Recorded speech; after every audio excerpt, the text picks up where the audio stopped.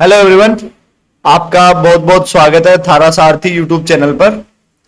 तो ये जो अपनी वेक्टर की सीरीज चल रही है उसका एक लेक्चर और उस लेक्चर के रिगार्डिंग जो क्वेश्चंस हैं वो ऑलरेडी आ चुके हैं। आज अपन अपना स्टार्ट करेंगे second lecture of the vector. तो बिना देरी किए शुरू करेंगे। मेरा नाम है Vikas and I have done my engineering from IIT Kharagpur, IIT KGP. और ओके दैट्स ऑल। अपन स्टार्ट करते हैं बिना टाइम वेस्ट किए वेक्टर के दूसरे लेक्चर को। आज के लेक्चर में अपन जो पढ़ेंगे वो पढ़ेंगे अपन सबसे पहले कोलिनियर ऑफ 3 पॉइंट्स। हमने देखा कि स्पेस के अंदर कोई पॉइंट्स होते हैं ए, दूसरा पॉइंट हो गया बी और एक पॉइंट हो गया तीसरा सी। ये 3 पॉइंट देखे अपन ने। आज अपन स्टडी करेंगे ये 3 पॉइंट में 2 पॉइंट तो हमेशा कोलिनियर होते ही हैं। कोई भी 2 पॉइंट ले लो आप, यहां ले लो, यहां ले लो, कोलिनियर होते हैं। यहां ले लो, यहां ले लो, ये कोलिनियर होते हैं। लेकिन 3 पॉइंट्स को कोलिनियर होना एक यूनिक केस होता है, थोड़ा सा एक डिफरेंट केस होता है। ये तीनों कोलिनियर होंगे, इसको स्टडी करना अपन। Am I clear? Collinearity study करनी। तो कोलिनियरिटी स्टडी करने के लिए सबसे पहले अपन देखते हैं कि मान लो ये एक वेक्टर है जिसकी डायरेक्शन है ए वेक्टर, एक दूसरा वेक्टर है बी वेक्टर, इसके डायरेक्शन भी ए के सेम है, राइट? तो जब भी ऐसे कोई 2 वेक्टर हो और उन दोनों की डायरेक्शन सेम हो, दोनों की डायरेक्शन सेम हो, तो दूसरे वेक्टर को पहले वेक्टर के लेमडा टाइम्स में लिखा जा सकता है। That's the unique point. जब भी कोई 2 वेक्टर की डायरेक्शन सेम हो तो उसको पहले वेक्टर की लेमडा टाइम्स लिखा जा सकता है। Am I clear? तो अगर मैं इन 3 पॉइंट्स की बात करूं, let's say this A point, this is B point and this is C point, तो बताओ भाई इस वेक्टर की डायरेक्शन क्या होगी? इस डायरेक्शन की वेक्टर की डायरेक्शन, ये वेक्टर है बी ए, तो इसकी डायरेक्शन होगी ए वेक्टर माइनस बी वेक्टर। इसकी डायरेक्शन क्या हो गई? सी से बी की, सर इसकी डायरेक्शन हो गई, ये वेक्टर है सी बी वेक्टर, तो इसकी डायरेक्शन होगी B vector minus C vector. क्या बी सी वेक्टर या सी बी वेक्टर और बी ए वेक्टर दोनों की डायरेक्शन सेम है? अगर इन दोनों की डायरेक्शन सेम है, अगर इस वेक्टर की डायरेक्शन और इस वेक्टर की डायरेक्शन सेम है, तो एक दूसरे के लेमडा टाइम्स में लिख सकता हूं। मतलब B vector minus C vector है और ए वेक्टर माइनस बी वेक्टर, इन दोनों की डायरेक्शन सेम है, तो इनको एक दूसरे के लेमडा टाइम्स में मैं लिख सकता हूं। ये आइडिया अपन काम में लेंगे। जब भी कोई 2 वेक्टर की डायरेक्शन सेम होती है, या इसको अगर ऐसा मैं बोलूं, कोई 2 वेक्टर कोलिनियर होते हैं, कोई 2 वेक्टर कोलिनियर होते हैं, तो उनको एक दूसरे के लेमडा टाइम्स में लिख सकता हूं। अगर आप अभी नोट्स बने हुए तो ठीक, अगर नोट्स नहीं बने हुए या नोट बने तो उनमें एक बात ये जरूर लिख लेना कि जब भी कोलिनियर की बात आएगी हम एक दूसरे को लेमडा टाइम्स में लिखेंगे। बस ये सीधी सी बात है। जब भी कोई 2 वेक्टर कोलिनियर होंगे या 3 पॉइंट कोलिनियर होंगे, तो 3 पॉइंट अपन को 2 वेक्टर देंगे, वो दोनों वेक्टर को एक दूसरे के लेमडा टाइम्स में लिखेंगे। That's all. ज्यादा दिमाग लगाना ही नहीं है। पहली बात क्लियर हुई। दूसरी बात, इसको ना एक सीधा पॉइंट, अगर ए वेक्टर बी वेक्टर और सी वेक्टर 3 पॉइंट है और वो क्या है? कोलिनियर है। क्या है? कोलिनियर है। इसका मतलब क्या हुआ कि इनको एक्स ए वाई बी और जेड सी ऐसे लिखा जा सकता है। तो कोई ना कोई ऐसा एक्स वाई जेड आपको जरूर मिलेगा कि X plus Y plus Z 0 हो। ये दूसरी बात है। पहली बात क्या हुई कि जब भी आपको 3 पॉइंट गिवन होंगे और वो कोलिनियर बोले, तो 3 पॉइंट से 2 वेक्टर आएंगे जो एक ही डायरेक्शन में है। तो हम क्या करेंगे, उन दोनों की डायरेक्शन सेम है तो एक दूसरे को लैम्डा टाइम्स में लिख देंगे। ये वाली बात बहुत ज्यादा इंपॉर्टेंट है, ध्यान रखना। जब भी ऐसा हो कि कोई 3 पॉइंट कोलिनियर या 2 वेक्टर्स की एक ही डायरेक्शन है, तो उनको एक दूसरे के लैम्डा टाइम्स में लिख सकते हैं। मैंने 5 से 7 बार ये बात बोली है, काम की बात है। या एक दूसरा स्टैंडर्ड अपन बात करें, ये 3 पॉइंट है, ये कोलिनियर है, तो अगर इनको ऐसा लिखे तो कोई ना कोई एक, सर ये वाली बात करना थोड़ा आइडिया दो, डिटेल में आइडिया दो, ये दूसरी वाली बात जमी कम है थोड़ी। तो देखो इसकी बात करते हैं अपन। तो यहां से क्या आ गया, एक दूसरे के लेमडा टाइम में लिखा, तो ये आ गया lambda A vector minus lambda B vector. इनको एक तरफ ले जाऊं तो बन गया B vector minus C vector minus lambda A vector plus lambda B vector. Overall ये क्या बन गया? ओवरऑल ये बन गया minus lambda A vector plus lambda plus 1 B vector and minus C vector. देखो भाई ये वाला फॉर्मेट आया कि नहीं आया? X A Y B Z सी, तो एक्स की वैल्यू माइनस लेमडा, वाई की वैल्यू लेमडा प्लस 1 और जेड की वैल्यू -1। देखो भाई इन तीनों का सम 0 हो रहा है कि नहीं हो रहा? यस। तो क्रैक्स मैं ओवरऑल बता देता हूं इस टॉपिक का। जब भी कोई 3 पॉइंट आपको कोलिनियर दे दे, आप क्या करोगे? 3 पॉइंट है तो उनसे 2 वेक्टर आ जाएंगे। पहले 2 पॉइंट को काम में लेके एक, फिर अगले 2 को काम में लेके एक। इसकी डायरेक्शन और इसकी डायरेक्शन को सेम कर देना है। तो डायरेक्शन सेम होगी तो एक दूसरे के लेमडा टाइम्स लिखेंगे, खत्म, सवाल वहीं खत्म हो जाएगा। अगर आपने लेमडा टाइम्स लिख दिया, सवाल वहीं खत्म हो जाएगा। जैसे देखो इस टॉपिक में मैं सवाल लेके आया हूं, ये सवाल देखो, इसमें क्या बोला है? एक पॉइंट अपन को गिवन है 60,3,0। दूसरा पॉइंट अपन को गिवन है 40,-8,0। अच्छा, जेड कोऑर्डिनेट सबका 0 है। तीसरा पॉइंट गिवन है a,-52,0। दिख रहा है क्या? यहां से हो गया 63,0, 40-8,0, a-52,0। और बोला है तीनों के तीनों क्या है? कोलिनियर है। तीनों के तीनों क्या है? कोलिनियर है। मतलब इसकी डायरेक्शन और इसकी डायरेक्शन सेम होगी। इसकी डायरेक्शन क्या आ रही है? डायरेक्शन कैसे निकाल दे? दिस माइनस दिस कितनी आ गई? -20, -11, 0। Am I clear? इसके डायरेक्शन की अगर मैं बात, डायरेक्शन को ऐसे लिखता हूं, पता है ना मैं, a-40 और -52 + 8, 44 माइनस का, -52 माइनस +8। Is it clear?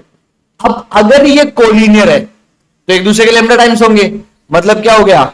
-20 -11 0। ये वाला वेक्टर लेमडा टाइम्स होगा दूसरे वाले वेक्टर के, a-40 -44 0। तो अगर नोट करो इनके y कोऑर्डिनेट्स को अगर मैं कंपेयर करूं तो -11 कितना हो गया? -11 हो गया -44 लेमडा। लेमडा की वैल्यू कितनी आ गई? 1/4। Is it clear? अगर दो वेक्टर कोलिनियर आ जाए तो आपको उन दोनों को एक दूसरे के लेमडा टाइम्स लिख देना, सवाल वहीं खत्म हो जाएगा। अगर मैं अब दूसरी बात करूं तो इनका x कोऑर्डिनेट, अरे ये क्या कर दिया मैंने, हाँ, इसका x कोऑर्डिनेट -20 और इसका x कोऑर्डिनेट a-40 लेमडा के थ्रू रिलेटेड है, तो लिखो एक बार इनको। तो इधर से क्या हो गया? -20 is equals to lambda a-40, और लेमडा की वैल्यू कितनी है भाई? 1/4। तो हो गया -20 इक्वल 1/4 a-40। ओवरऑल यहां से क्या आ गया? -80 इज इक्वल्स टू a-40। ए कितना आ गया? -80 + 40 -40। Is it clear? आंसर देखो भी, -40। क्लियर हुई क्या मेरी बात? तो ओवरऑल आइडिया ये कि हमको क्या गिवन था? हमको क्या गिवन था? बोला ये तीनों पॉइंट कोलिनियर है, तो मैंने इसकी डायरेक्शन निकाली और इसकी डायरेक्शन निकाली। जब ये दोनों डायरेक्शन मेरे पास आ गई, ये डायरेक्शन आ गई और ये डायरेक्शन आ गई, इन दोनों डायरेक्शन को एक दूसरे का लेमडा टाइम्स लिखा एंड कंपेयर करना स्टार्ट किया। पहले मैंने y वालों को कंपेयर किया तो लेमडा आ गया, अब लेमडा आ गया तो x वालों को भी कंपेयर कर दिया, तो मेरे का वहां से a आ गया। Am I clear? Straight forward idea. जब भी कोई दो डायरेक्शन सेम हो, एक दूसरे को उनका लेमडा टाइम्स लिखते हैं, ये वाली लाइन स्टार करके लिख लेना चाहिए। जब भी दो वेक्टर एक ही डायरेक्शन में हो तो उनको एक दूसरे का लेमडा टाइम्स लिखा जा सकता है। 9 बार बोल चुका हूं ये बात, नहीं लाइक अब आप वीडियो रिवाइंड करके देख लो, 9 बार बोल चुका और अब 10वीं बार बोल रहा हूं। जब भी कोई दो वेक्टर कोलिनियर हो तो उनको एक दूसरे का लेमडा टाइम लिखते हैं। 10, 11। जब भी दो वेक्टर कोलिनियर हो उन दोनों को एक दूसरे का लेमडा टाइम्स लिखते हैं। 11। जब भी दो वेक्टर एक दूसरे के कोलिनियर हो उनको एक दूसरे का लेमडा टाइम्स लिखते हैं। 12 बार बोल दिया यार, अब तो याद रख लेना इस बात को। चलो आगे बढ़े, आगे बात करेंगे कोप्लानर वेक्टर्स की। तो नॉन कोप्लानर वेक्टर्स में देखो क्या होता है। मान लो एक प्लेन है, इस प्लेन के अंदर 3 वेक्टर, ए वेक्टर, बी वेक्टर और सी वेक्टर, ये हो गए कोप्लानर वेक्टर्स। अच्छा, अब ये सी है ना फ्री वेक्टर, ये सी इसके पैरेलल भी हो सकता था, कोई बड़ी बात नहीं है, ठीक है। तो आइडिया ये है कि ये 3 वेक्टर एक ही प्लेन में, 3 वेक्टर एक ही प्लेन में। इसका मतलब क्या हुआ कि जैसे मैं आपको दो कनेक्ट करवाता हूं, कॉन्सेप्ट थोड़ा सा याद कैसे रखना है। ये एक वेक्टर था, मान लेते हैं अल्फा वेक्टर, एक वेक्टर था बीटा वेक्टर, ये एक दूसरे के क्या है, कोलिनियर है। तो हमने क्या किया, बीटा वेक्टर को लैम्डा टाइम्स अल्फा वेक्टर लिखा था। यही हम करके आए कोलिनियर में। कोप्लानर में क्या होगा कि एक प्लेन में अगर तीन वेक्टर, तो कोई भी एक वेक्टर को मैं बाकी दो वेक्टर्स के ऐसे कॉम्बिनेशन में लिख सकता हूं। एक्स एंड वाई की कोई ना कोई ऐसी वैल्यू एग्जिस्ट होगी कि वो वैसे हो जाए। समझ में आया?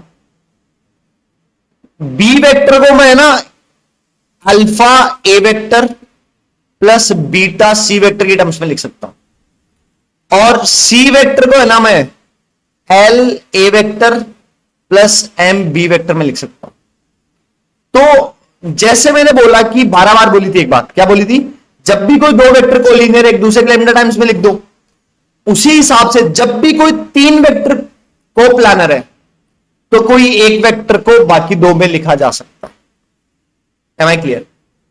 और अगर ये को प्लानर नहीं हुए तो ऐसा नहीं लिखा जा सकता। को प्लानर हुए तो लिखा जा सकता है, को प्लानर नहीं हुए तो नहीं लिखा जा सकता। ये खास बात है। अब इसको ना 12 बार मान लेना, आपसे 12 बार पीछे करके सुन लो। कौन सी बात? जब भी कोई तीन वेक्टर को प्लानर है, तो किसी एक वेक्टर को बाकी दो वेक्टर के कॉम्बिनेशन में लिखा जा सकता है, लीनियर कॉम्बिनेशन में लिखा जा सकता है। जब भी कोई तीन वेक्टर कोलिनियर हो, तो किसी एक वेक्टर को बाकी दो वेक्टर के कॉम्बिनेशन में लिखा जा सकता है। यह बात पता चली? अब मैं आता हूं इसकी थ्योरी पे, कि जब भी तीन वेक्टर हो वो कोप्लानर हो, तो उनको ऐसे लिखा जा सकता है।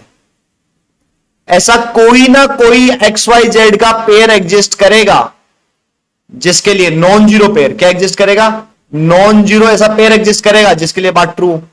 ये बात ट्रू होने का मतलब क्या है, ए वेक्टर क्या हो गया, minus Y upon X B vector minus Z upon X C vector. क्या है, यही बात नहीं होगी? ए वेक्टर को मैं बी और सी के कॉम्बिनेशन लिख दिया, अब इसकी वैल्यू कुछ ना कुछ आ रही होगी, इसकी वैल्यू कुछ ना कुछ हो गई। क्रक्स यही रहेगा बात को, कि जब भी कोई दो वेक्टर कोलिनियर है तो एक दूसरे के लैम्डा टाइम में लिख पाएंगे। जब भी कोई तीन वेक्टर कोप्लानर है तो किसी एक वेक्टर को बाकी दो में लिख पाएंगे। यह खास बात है, और क्रक्स भी यही है। जब भी दो वेक्टर कोलिनियर है एक दूसरे के लैम्डा टाइम में लिख पाएंगे। जब भी कोई तीन वेक्टर कोप्लानर तो किसी एक वेक्टर को बाकी दो में लिख पाएंगे। अब मान लो कभी कभी ऐसा आ गया कि ये कोप्लानर है भी नहीं, तीन वेक्टर है, A vector B vector and C vector, ये कोप्लानर नहीं है, और आपको ऐसा दे दिया, ये कोप्लानर नहीं है और ऐसा दे दिया। इसका मतलब क्या हो गया कि एक्स भी जीरो है, वाई भी जीरो है और जेड भी जीरो है। ये तो वही बात होगी जब कोई दो वेक्टर थे अपने पास और वो कोलिनियर थे नहीं और ऐसा दे दिया, तो हमने क्या किया? क्लियर हुई क्या मेरी बातें? जब भी कोई दो वेक्टर कोलिनियर है तब तो ये वाली बात चलेगी भाई, लेकिन कोलिनियर नहीं हो ऐसा दे दिया तो एक्स भी जीरो वाई भी जीरो, तभी तो इक्वल हुए होंगे, क्योंकि ए वेक्टर और बी वेक्टर तो एक दूसरे के टर्म में लिखे नहीं जा सकते। सिमिलरली अगर कोप्लानर नहीं है और ऐसा दे दिया, इसका मतलब एक्स भी जीरो है, वाई भी जीरो है एंड जेड भी जीरो है। Am I clear? घूम फिर के बात यही आनी है कि जब भी कोई तीन वेक्टर कोप्लानर है तो किसी एक वेक्टर को दो के टर्म्स में लिखा जा सकता है। दोनों बातों को स्टार लगा के लिख लो। मैंने कम से कम मल्टीपल टाइम्स, मैं बोलता नहीं हूं जनरली मल्टीपल टाइम्स, लेकिन अगर कोई बात मैं मल्टीपल टाइम्स बोल रहा हूं, इसका मतलब वो क्रक्स और काम की बात और सवालों में वही काम आएगी। रिपीट कर रहा हूं फिर से, जब भी दो वेक्टर कोलिनियर है तो एक वेक्टर को दूसरे वेक्टर के लैम्डा टाइम्स लिखा जा सकता है। जब भी कोई तीन वेक्टर कोप्लानर है तो किसी एक वेक्टर को दो वेक्टर के कॉम्बिनेशन में लिखा जा सकता है। दोनों बातों को स्टार बना के लिख लो, बहुत बार रिपीट करिए मैंने वाली बात। क्लियर हुई बात? और अगर वो कोलिनियर नहीं है और ऐसा लिखा हुआ दे दे, इसका मतलब ये है कि ये जो कोफिशिएंट है ना वो जीरो रहे होंगे। वैसे ही अगर वो कोप्लानर नहीं है और ऐसा लिखा हुआ दे दे, इसका मतलब कोफिशिएंट जीरो रहे होंगे। सारी जादुई जादुई बातें मैंने बता दी।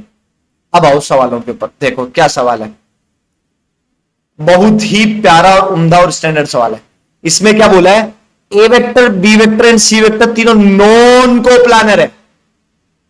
नॉन को प्लानर मतलब एक प्लेन में नहीं है, सच दैट ये रिलेशन गिवन है। क्या रिलेशन गिवन है?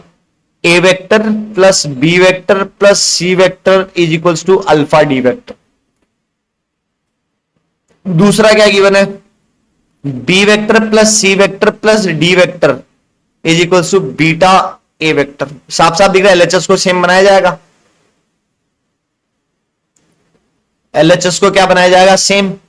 अब जब एलएचएस एलएचएस सेम होगी तो आरएचएस भी सेम होंगे, मतलब क्या आ गया? Alpha plus one D vector is equals to beta plus one A vector. अब आप फोकस करोगे ए वेक्टर और डी वेक्टर, क्या वो कोलिनियर है? कहीं इसने हां भी नहीं किया, कहीं इसने ना भी नहीं किया कि ए वेक्टर और डी वेक्टर कोलिनियर है या नहीं है, कुछ नहीं बताया। तो आप दो केस लोगे। केस नंबर वन कि ये कोलिनियर है, ये कोलिनियर है। कोलिनियर हुए तो डी वेक्टर को क्या लिख सकता हूं मैं? Beta plus one upon alpha plus one A vector. इसको ले जाके इस रिलेशन में पुट कर दो, तो यहां से क्या आ गया? A vector plus B vector plus C vector is equals to beta plus one upon alpha plus one A vector. यहां से क्या बन गया? वन माइनस, एक तरफ ले लिया सब कुछ मैंने, ये बन गया ए वेक्टर के साथ plus B vector plus C vector equals to zero. ओ ये तो पॉसिबल ही नहीं है। क्यों? क्योंकि ए वेक्टर बी वेक्टर और सी वेक्टर क्या है भाई? ये क्या है? नॉन कोप्लानर है, तो ऐसे तो लिखा ही नहीं जा सकता। अरे रुक जाओ भाई, अरे ये क्या हो गया?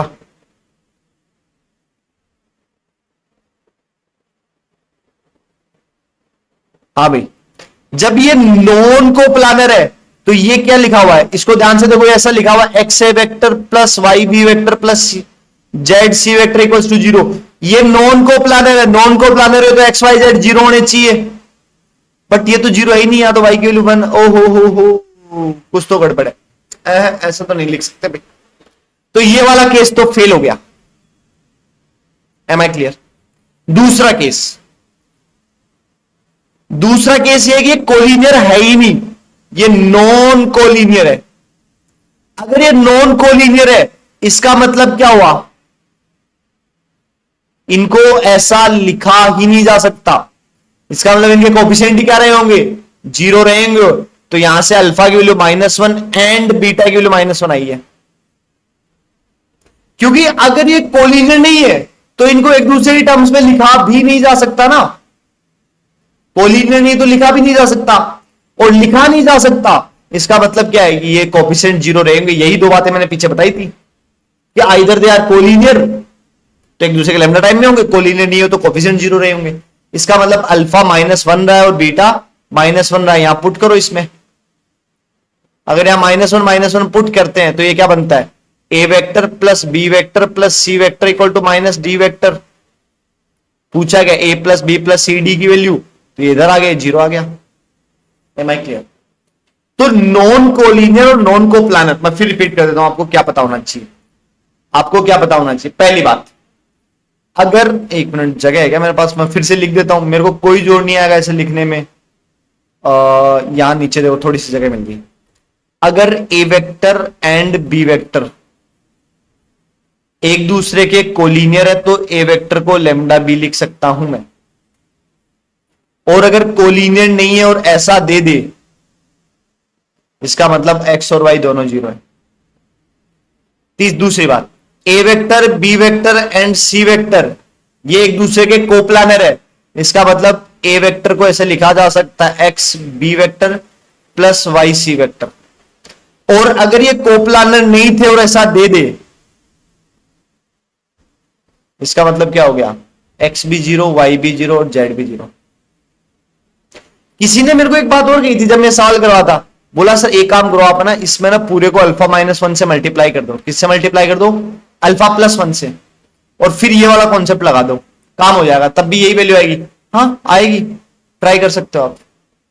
ठीक है, चलो आगे बढ़ते हैं अपन।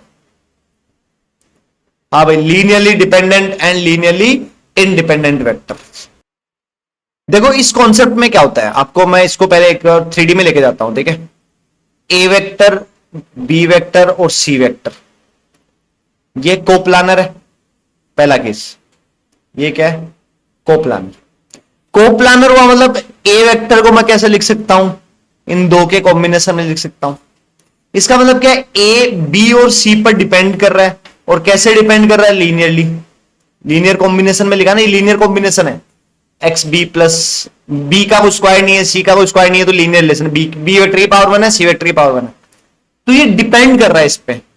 तब ये क्या हो गए? A vector, B vector and C vector क्या हो गए? लीनियरली डिपेंडेंट वेक्टर हो गए। अगर मैं यही कहूं A vector, B vector and C vector non coplanar है, नॉन कोप्लानर है, एक प्लेन में नहीं है, इसका मतलब ए वेक्टर को मैं अगर ऐसा लिख दिया, इनके लीनियर कॉम्बिनेशन में से लिख दिया इन तीनों का, इसका मतलब क्या हो गया? एक्स वाई और जेड तीनों जीरो होंगे, क्योंकि ये लीनियरली इंडिपेंडेंट है। ये क्या है? लीनियरली ऐसे लिख ही नहीं सकते अपन। इसका मतलब क्या हुआ? अगर लीनियरली डिपेंडेंट है तो एक वेक्टर को बाकियों के साथ लिखा जा सकता है, ऐसे एक्स और वाई आएंगे। और अगर लीनियरली इंडिपेंडेंट है और ऐसे लिख दे तो ये तो पॉसिबल ही नहीं होगा। इसका मतलब ये कोफिशिएंट सारे जीरो होंगे। सिमिलरली इसी को एक्सटेंड किया गया है। मान लो अपने पास एन वेक्टर है, A vector, B vector, one vector, A two vector, A three vector, ऐसे dot dot A N vector है। अगर इनको मैं ऐसे लिख दूं x1, x2, x3, ऐसे मैं लिख दूं इनको, तो दो केस होंगे। या तो ये लीनियरली डिपेंडेंट होंगे, लीनियरली डिपेंडेंट हो गए तो मतलब x1, x2 dot dot dot xn, ऐसा कोई ना कोई एक पेयर एग्जिस्ट करेगा। और अगर ये लीनियरली इंडिपेंडेंट हो गए, इसका मतलब क्या हो गया? x1, x2 dot dot dot सारे के सारे क्या होंगे? लीनियरली तीन वेक्टर अगर कोप्लानर है तो एक दूसरे पे डिपेंडेंट होते हैं, इसीलिए अपन एक वेक्टर को बाकी दो में लिख सकते हैं। और अगर तीन वेक्टर है वो एक दूसरे पे डिपेंड नहीं कर रहे, मतलब कोप्लानर नहीं है, तो उन तीनों को एक दूसरे के साथ कॉम्बिनेशन में नहीं लिख सकते। और अगर लिखा हुआ आ गया, इसका मतलब ये वाला केस हो जाएगा। बस ये वाली बात। ये कॉन्सेप्ट केवल 2D और 3D के लिए इंट्रोड्यूस किया गया। अगर तीनों प्लान, कोई तीन वेक्टर वो एक प्लेन में है, इसका मतलब 2D में है, तो 2D के लिए अपन को दो वेक्टर चाहिए, तो तीसरा कोई भी आएगा तो बाकी दो के कॉम्बिनेशन में हो जाएगा। अगर कोप्लानर नहीं है, इसका मतलब तीनों इंडिपेंडेंट। Am I clear? और इंडिपेंडेंट को एक दूसरे के कॉम्बिनेशन में नहीं लिखा जा सकता। Is it clear? देखो एक सवाल देखो क्या कहना चाह रहे हैं। If A vector and B vector are linearly independent, मतलब ऐसे नहीं लिखा जा सकता, और अगर ऐसा लिखा हुआ आ गया, इसका मतलब ये वाली चीज भी जीरो और ये वाली चीज भी जीरो होगी। इसका मतलब क्या हो गया कि यहां से √3 tan थीटा प्लस 1 क्या होगा? जीरो। तो ऐसे tan थीटा की वैल्यू क्या आ गई? -1/√3। और दूसरी बात एंड के साथ, क्योंकि दोनों एक साथ जीरो होने चाहिए ना, ए के बगल वाला बी के बगल वाला भी, तो यहां से कितना हो गया? √3 sec theta equals to 2, sec theta is equals to 2/√3। कौन से क्वाड्रेंट में आंसर आएगा भाई?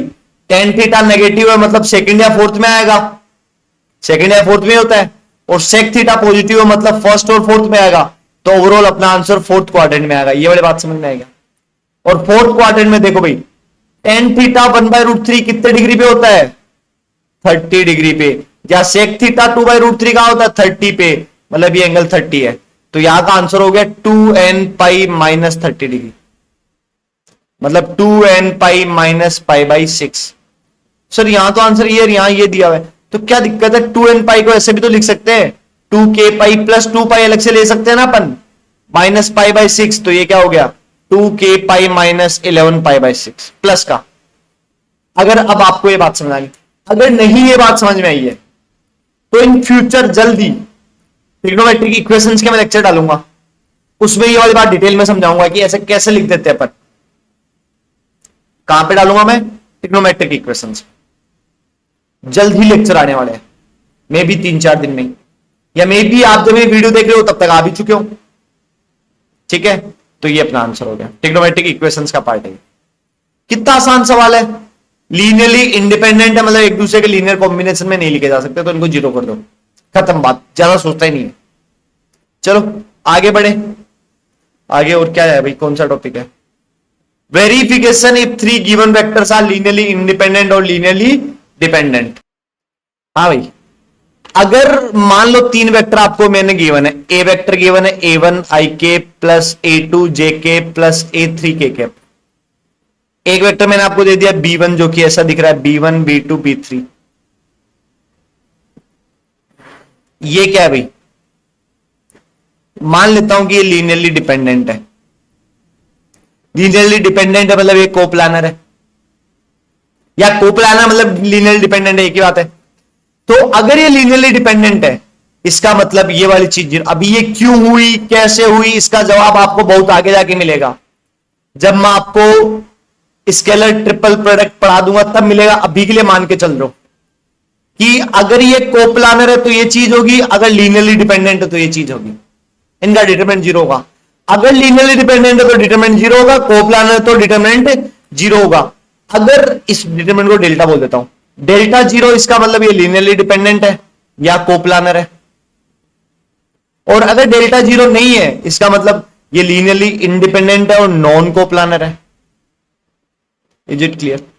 तो आपके ना ऐसे बहुत सारे सवाल आएंगे जिसमें आप ये देखोगे, बोलेंगे कि ये तीन वेक्टर दे दिए और मान लो इसमें ना a2 की जगह लैम्डा दे दिया, बोला लैम्डा की वैल्यू बताओ, ये लीनियरली डिपेंडेंट है, तो आपको क्या करना है, डिटरमिनेंट जीरो ही तो करना है। क्लियर हुई क्या मेरी बात? यस और नो? ओके। तो देखो आपको एक जादू सिखा देता हूं मैं ना, एक आइडिया देता हूं ओवरऑल वेक्टर का आइडिया क्या है।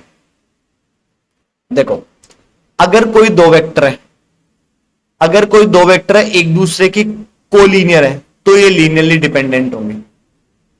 अगर कोई दो वेक्टर है एक दूसरे के ऐसे नहीं है तो लीनियरली डिपेंडेंट नहीं है।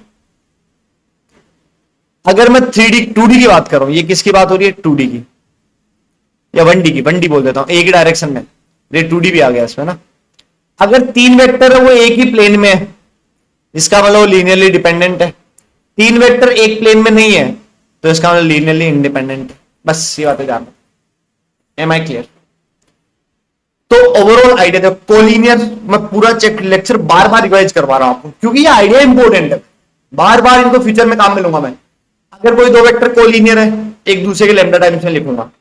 अगर तीन वेक्टर कोप्लानर है तो एक वेक्टर को बाकी दो के लीनियर कॉम्बिनेशन में लिखूंगा या डिटरमिनेंट जीरो कर सकता हूं मैं। अभी जस्ट ऐड किया ये वाली बात, इसलिए रिवाइज करवा रहा हूं। अगर ये कोलिनियर नहीं है फिर भी X A vector equal to Y B, ऐसा एक्स और वाई जीरो है। अगर ये कोप्लानर नहीं है तीन vector X A Y B और जेड सी, और उन तीनों का सम जीरो है, इसका एक्स वाई जेड जीरो है। अगर ऐसे एन हो गए लीनियरली इंडिपेंडेंट तो X one X two X three सारे जीरो हो गए। क्लियर हुई बात? ओके। मैं बार बार रिवीजन इसीलिए करवा रहा हूं ताकि आपको एक रक्स बैठ करके। अगला टॉपिक क्या, ऑर्थोनॉर्मल वेक्टर्स। देखो भाई ये क्या होता है, इनमें क्या होता है कि जब भी मान लो मैंने आपको तीन वेक्टर दे रखे, ए वेक्टर बी वेक्टर और सी वेक्टर, ये तीनों ऑर्थोनॉर्मल कब होंगे, जब इन तीनों का मैग्नीट्यूड फर्स्ट थिंग 1 होगा और ये तीनों एक दूसरे के परपेंडिकुलर होंगे। परपेंडिकुलर कैसे चेक करता है अभी तक बताया नहीं है, बट ये कॉन्सेप्ट ध्यान में रख लेना। इसका मतलब sir I cap J cap और के केप ये तीनों ऑर्थोनॉर्मल है। यस, देखो आई केप जे केप और के केप तीनों का मोड कितना होता है, तीनों का मॉडुलस 1। और आई केप और जे केप परपेंडिकुलर होता है, एक्स एक्सिस और वाई एक्सिस परपेंडिकुलर होती है, वाई एक्सिस और जेड एक्सिस भी परपेंडिकुलर होती है, और एक्स एक्सिस और जेड एक्सिस भी परपेंडिकुलर होती है। बस ये ध्यान रखना है, मैं आगे काम में लूंगा। ये ऑर्थोनॉर्मल वेक्टर है। इसका मतलब अपने 3D के अंदर कोई भी वेक्टर लिखना होगा ए वेक्टर, वो मैं इन तीनों ऑर्थोनॉर्मल वेक्टर्स के, यहां जगह कम पड़ेगी यहां लिख देता हूं, कोई ए वेक्टर निकलना है तो वो समथिंग आई के प्लस समथिंग जे के प्लस समथिंग के हो जाएगा। मतलब तीन ऑर्थोनॉर्मल वेक्टर्स ही मेरी हेल्प करते हैं एक वेक्टर को लिखने में। ऐसा हमारा 3D का सिस्टम डिफाइन है। हमने जो 3D का सिस्टम बना रखा है उस 3D के सिस्टम में क्या होता है कि तीन ऑर्थोनॉर्मल वेक्टर हम लेके चलते हैं, आई जे और के। उन तीनों की हेल्प से अपन कोई भी एक वेक्टर को लिख सकते हैं। तो ये थे अपने टॉपिक्स। क्या क्या कवर किया अपन ने, कोलिनियरिटी ऑफ 3 पॉइंट्स या 2 वेक्टर्स, कोप्लानर ऑफ 3 वेक्टर्स। अब 3 वेक्टर्स तो 4 पॉइंट भी आ सकते थे, वहां मैंने यूज नहीं किया था इसका, बट आ सकते हैं क्योंकि 4 पॉइंट से 3 वेक्टर बनते हैं। लीनियरली डिपेंडेंट, लीनियरली इंडिपेंडेंट, और ऑर्थोनॉर्मल वेक्टर्स। अब इन चारों टॉपिक के 10 से 12 सवाल है मेरे पास, जो अगले लेक्चर में आपको मिलेंगे। एक लेक्चर थ्योरी हो गया, अब एक लेक्चर में सवाल हो जाएंगे 10-12 सवाल। तो आप इन सारी थ्योरी को अच्छे से तैयार करो, फिर सवालों में इनको अप्लाई करेंगे अपन। Okay, that's all for this lecture. अगर आपको वीडियो लेक्चर अच्छा लगा होगा तो लाइक, शेयर एंड सब्सक्राइब, तीन ही बातें बोलते ना। एक बेल आइकन पे क्लिक करना और अपने दोस्तों के साथ शेयर करना जो जेई की तैयारी कर रहे हैं, उनका मैथ थोड़ा वीक चल रहा है, अप्स एंड डाउन चल रहे हैं। और अगर आपको और ज्यादा जानना हो तो मेरा एक टेलीग्राम चैनल है, आप उसको सब्सक्राइब कर सकते हो, उसमें ऐड हो सकते हो, या फिर मैंने अपनी मेल आईडी भी नीचे लिख रखी है, उसमें मेल भी कर सकते हो। Okay, that's a good lecture. Thank you very much.